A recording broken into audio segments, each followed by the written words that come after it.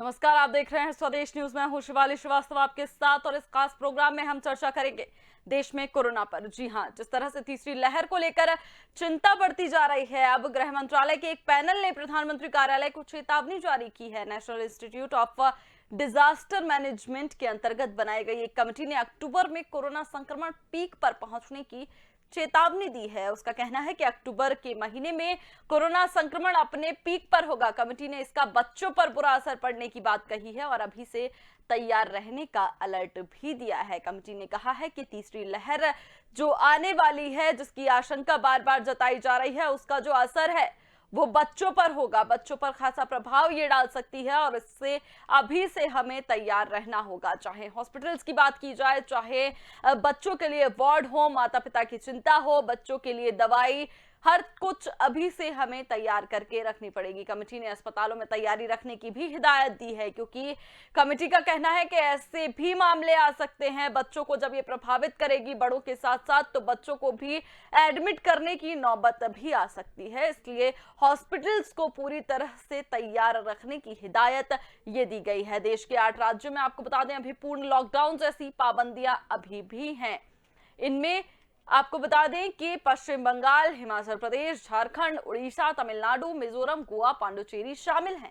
यहां पिछले लॉकडाउन जैसे ही कड़े प्रतिबंध अभी भी हैं। देश के 23 राज्यों और केंद्र शासित प्रदेशों में आंशिक लॉकडाउन है। यहां पाबंदियों के साथ छूट भी है।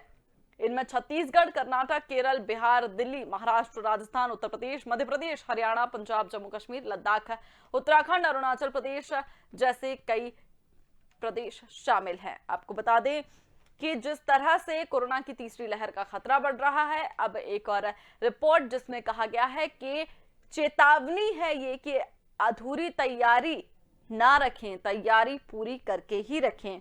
इसी पर आज हम चर्चा करेंगे। Doctor RN. टंडन हमारे साथ जुड़ गए हैं, पूर्व जनरल सेक्रेटरी हैं आईएमए के। सर, बहुत बहुत स्वागत है आपका स्वदेश न्यूज में।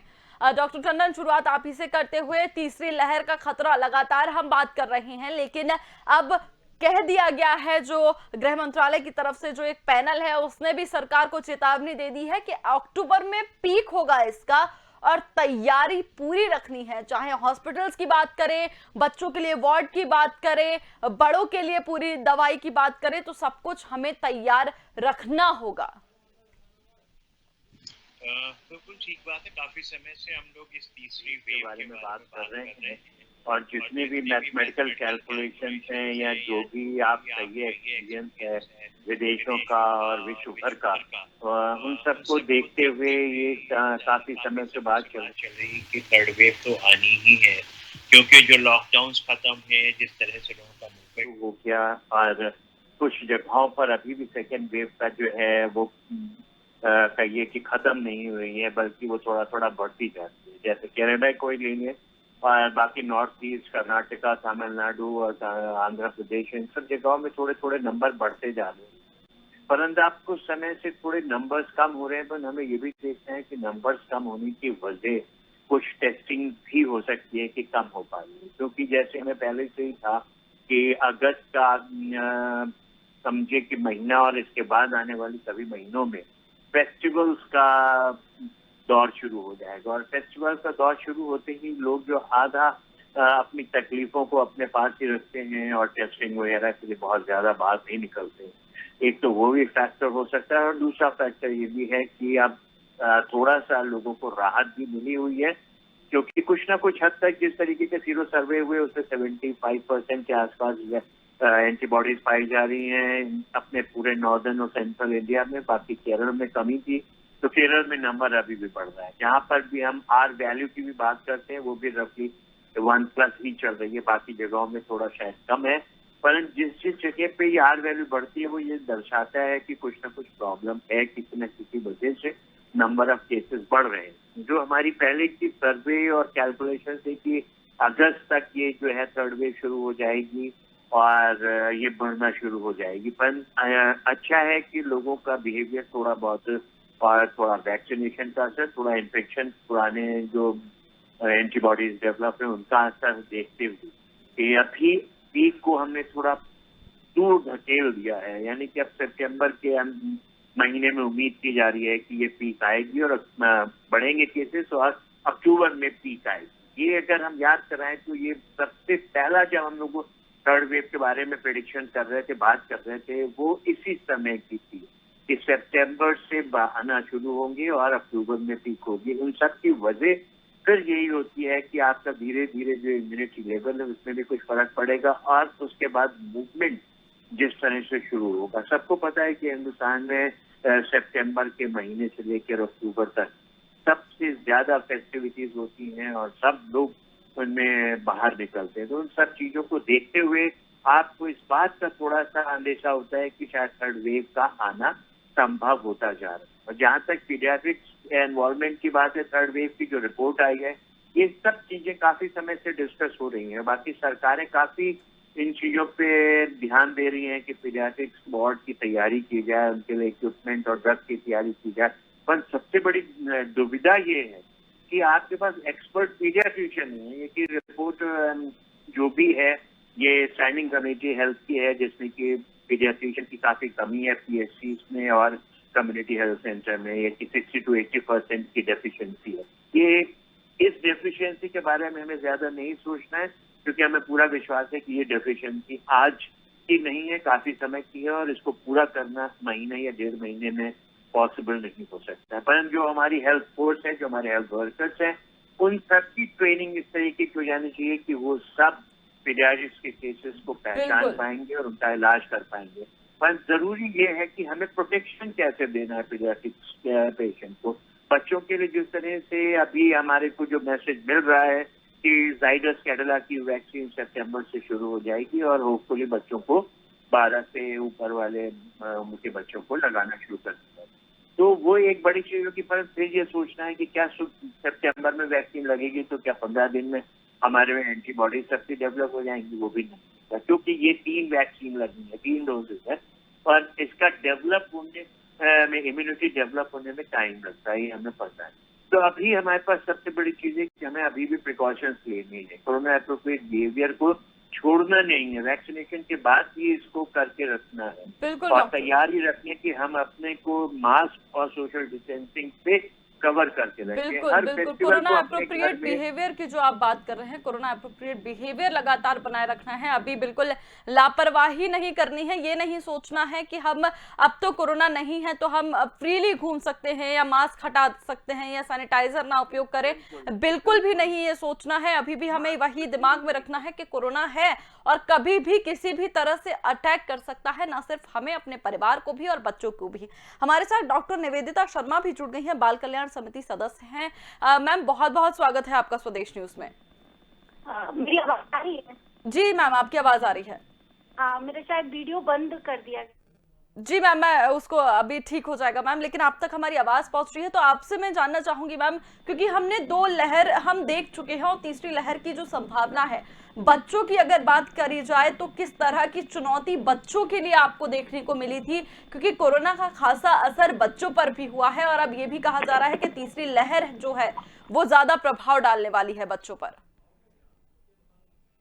देखिए, लगातार चूंकि हम लोग बच्चों के बीच में काम करते रहते हैं, तो जब फर्स्ट और सेकेंड वेव आई थी तो उस समय बच्चे इन्फेक्टेड नहीं हुए थे, परंतु सबसे ज्यादा अगर कोई भी त्रासदी वैसे भी होती है, चाहे प्राकृतिक बाढ़ आए, भूकंप आए, कुछ भी आए, तो अगर उसका सबसे ज्यादा असर होता है तो वो बच्चों पर ही होता है।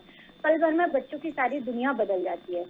तो जिस तरीके से उनके माता पिता संक्रमित हो गए, किसी के एक्सपायर भी हो गए और बहुत सारी मात्रा में किसी के दादा दादी जो उन्हें रखते थे वो भी एक्सपायर हो गए, तो इस कारण से बच्चे काफी सदमे में थे कि अब उनका क्या होगा जी। और जब उन बच्चों को हमारे सामने लाया गया, अगर किसी के गार्जियन है, और चूंकि मुख्यमंत्री जो बाल योजना थी और प्रधानमंत्री ने भी अभी बाल संरक्षण योजना जो चालू की है, उसमें भी गार्जियन को भी हमको बड़ा देख परख के उनको चुनना था। परंतु जब बच्चे होम्स में आए तो आप और हम सबको ये विश्वास करना मुश्किल हो जाता है कि वो बच्चे उस वातावरण में रहने के लिए बिल्कुल भी तैयार नहीं थे, क्योंकि बच्चों का घर घर होता है और कोई भी संस्था जो होती है वो संस्था की तरह ही होती है। जहाँ 2 बच्चे पल रहे होते हैं वहाँ 50 बच्चे पल रहे थे। तो इसीलिए मेरा अभी भी सभी से निवेदन है कि अब भी हम लोग जागे, क्योंकि अभी बच्चों की वैक्सीन नहीं आई है, और ये जो वैक्सीन आएगी तब भी मेरे को, जैसा मैं चूंकि माइक्रोबायोलॉजी से भी संबंध रखती हूँ, तो 14 से 18 वर्ष के जो बच्चे हैं उनमें उनके अंदर जो म्यूकस मेम्ब्रेन जो होती है वो डेवलप हो जाती है, इसीलिए उनके इन्फेक्शन के चांसेस ज्यादा होंगे। और हम लोग जो वैक्सीन लगा चुके हैं और जो ये सोच रहे हैं कि हमने अमृत पी लिया है और हम इन्फेक्टेड नहीं होंगे, उनको यह ध्यान रखना चाहिए कि हम इन्फेक्टेड नहीं होंगे, पर हम एक कैरियर के रूप में इस पूरे समाज में घूमते रहेंगे। और जिसने ये वैक्सीन नहीं लगवाया है उसके इन्फेक्शन का हम कारण बनेंगे, और जिसमें सबसे अधिक मात्रा जो संभावना इसलिए ही जताई जा रही है क्योंकि वो 14 से 18 साल के बच्चे होंगे। इसीलिए हम सभी को अभी भी कोरोना के अनुकूल बिहेवियर करना ही होगा। मास्क भी लगाना है और 2 गज की दूरी भी रखनी है, हैंड सैनिटाइजर भी करना है। चाहे हमारा त्योहार हो चाहे कुछ भी हो, त्योहार कभी भी हमारे बच्चों से बड़ा नहीं हो सकता, ये सबको समझ लेना चाहिए। मेरे बच्चे हो, आपके बच्चे हो, किसी के लिए भी हो। और जब एक जो युवा पीढ़ी जो बनने जा रही है, जब उसका विनाश होगा तो यह देश, प्रत्येक देश के लिए भी दुखदायी होगा। तो अभी हम सब लोगों को इस लापरवाही से भी बचना चाहिए। बिल्कुल डॉक्टर निवेदिता, बहुत गहरी बात भी आपने इस वक्त कही है कि ये ना, क्योंकि समाज के सामने आपको अब हमारी जिम्मेदारी है, सामाजिक जिम्मेदारी है कि हमें समाज को भी बचाना है।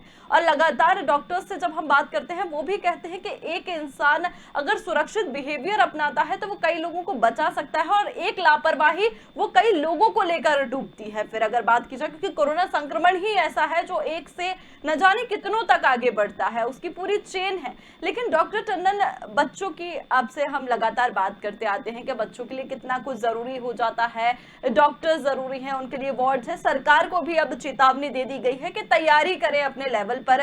केंद्र सरकार से भी कह दिया गया है, राज्य सरकारों को भी पूरी तैयारी रखनी है, क्योंकि देखा था हमने पहली लहर के बाद जो हालात बने थे देश के जितने लोगों ने। लेकिन बच्चों की अगर बात की जाए तो इस दूसरी लहर में बच्चों ने अपने माता पिता को खोया है, ऐसे लोगों को खो दिया जो उनके संरक्षण में थे। तो अब उनके लिए और कितना मुश्किल ये वक्त हो सकता है मेंटली भी।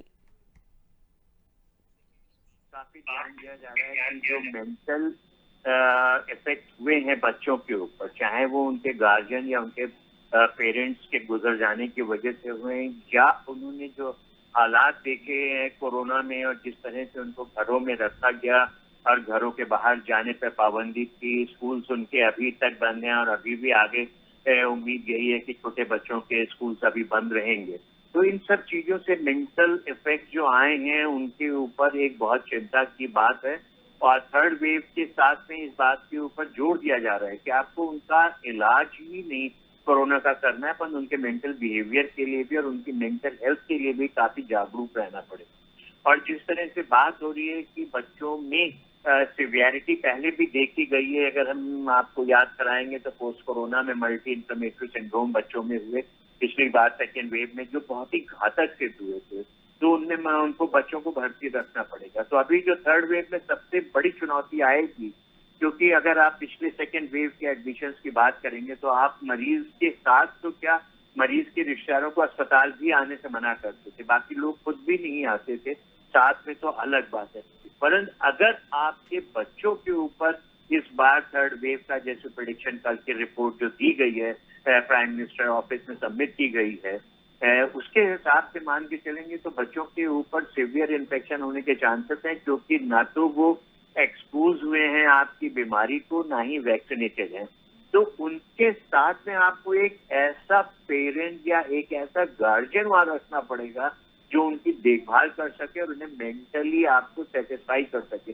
यानी कि एक मरीज के साथ में कम से कम आपको 2 लोगों की, एक पेरेंट और एक मरीज, उन दोनों की देखभाल करनी पड़ेगी और दोनों के लिए ही प्रोटेक्शन और प्रिवेंशन का पूरा अरेंजमेंट करना पड़ेगा। तो इन सब चीजों को हमें ध्यान में रखना पड़ेगा।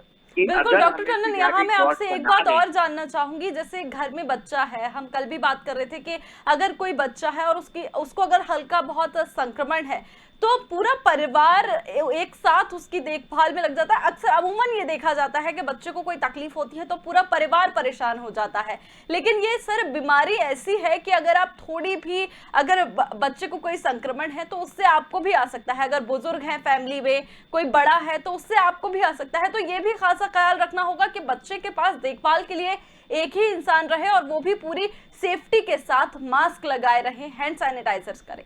बिल्कुल ठीक बात कह रहे हैं। हम लोगों ने शुरू से इस बारे में काफी जो है जोर दिया था कि हमें इस चीज का ध्यान रखना है कि जो वैक्सीनेशन हो रहा है उसमें उन लोगों को खास करके वैक्सीनेट किया जाए जो बच्चों की देखभाल करते हैं या उनके या गार्जियन है या पेरेंट्स है, उनके लिए एक स्पेशल कैंपेन शुरू किया गया था कि उन्हें आप वैक्सीनेट करो, क्योंकि जब तक आप उन्हें वैक्सीनेट नहीं करोगे तो कोई भी बच्चा जो बीमार होगा उसकी तीमारदारी करने के लिए जो भी पेरेंट्स हैं या जो भी गार्जियन है, अगर वो प्रोटेक्टेड नहीं है तो उनको भी इन्फेक्शन होने का चांस बहुत ज्यादा रहेगा।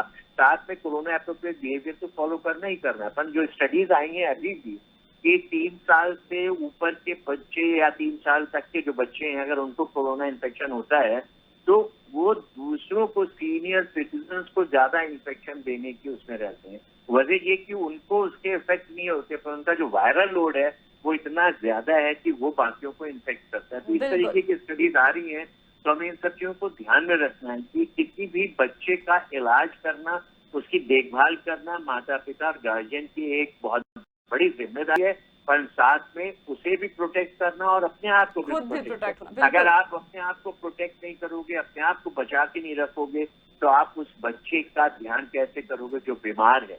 बिल्कुल डॉक्टर टंडन, बिल्कुल सही बात है। सीवियर होता है तो इन्फेक्शन उसको हॉस्पिटल बिल्कुल, बच्चे के साथ साथ आपको अपना भी ख्याल रखना है। आप अपना ख्याल रखेंगे तभी आप बच्चे का ख्याल रख पाएंगे और अपने से जुड़े हर उस इंसान का ख्याल रख पाएंगे जो परिवार में मौजूद है।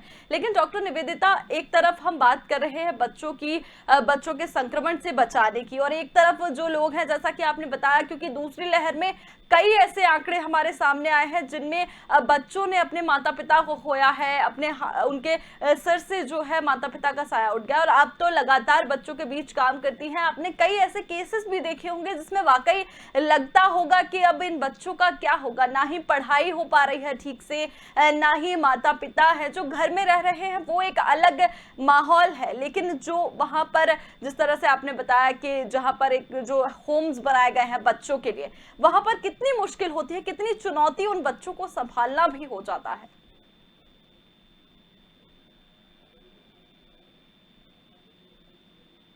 डॉक्टर निवेदिता, अब तक मेरी आवाज पहुंच रही है?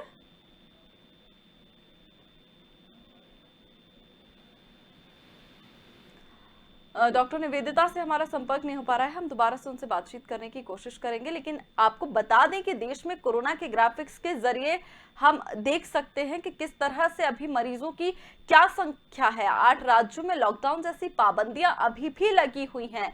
23 राज्यों केंद्र शासित प्रदेशों में आंशिक लॉकडाउन आज भी है।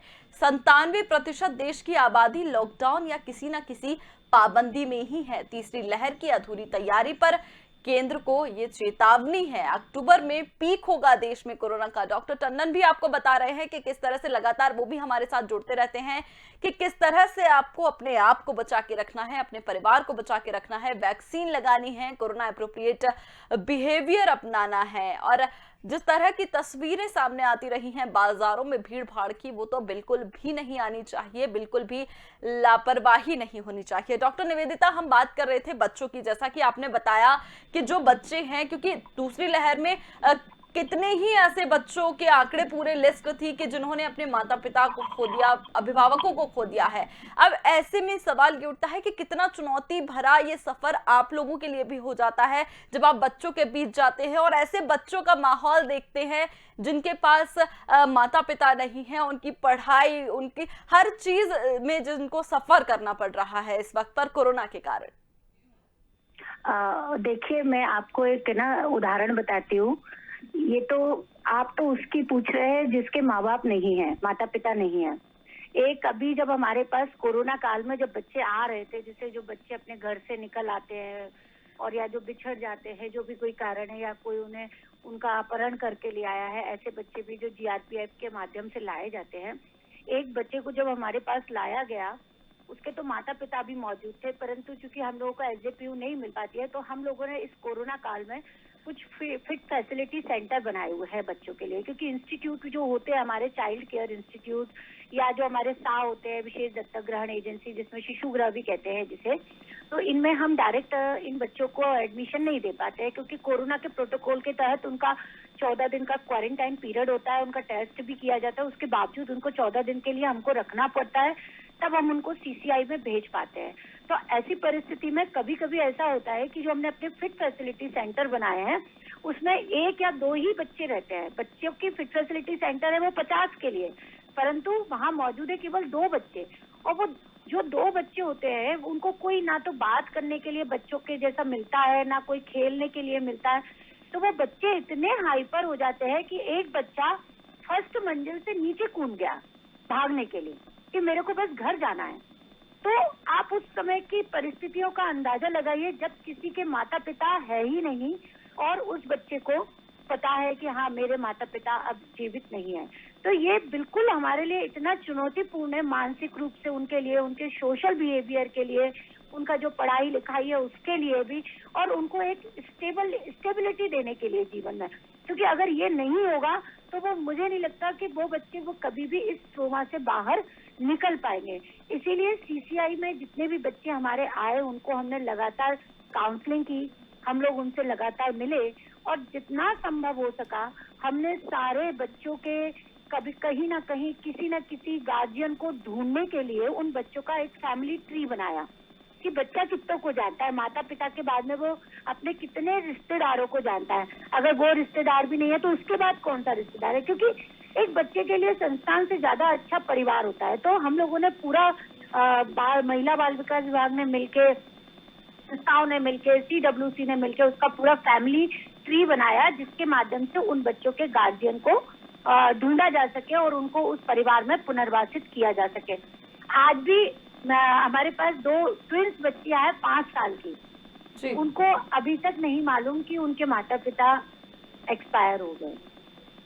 उनको अभी भी ऐसा लगता है कि उनके मम्मी पापा अभी हॉस्पिटल में हैं और वो आएंगे, परंतु ये बहुत अच्छी बात है कि उन बच्चियों के ना मामा मामी ने उनको लिया है, और चूंकि पहले से उनका मामा मामी से अटैचमेंट था तो वो उन्हें अपने बड़े मामा, बड़ी माँ, बड़े पापा ही कहते हैं। ऐसी परिस्थितियों में तो बड़ा अच्छा लगता है कि बच्चों को कुछ मिल गया, परंतु जब कोई नहीं होता है तो उनके लिए हमारे पास भी जवाब देना मुश्किल हो जाता है।